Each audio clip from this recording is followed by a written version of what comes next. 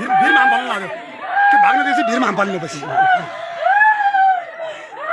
ए पर गयो त्योभन्दा पर रुको ल छोड्दे पर जाऊ तिमीहरू पर जाऊ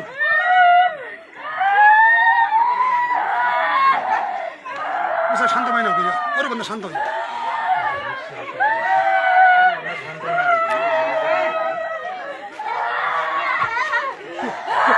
टाउको बजाऱ्यो एकदम बङ्ग आवाज आयो टाउकोमा त्यसरी बजाइरहेको छ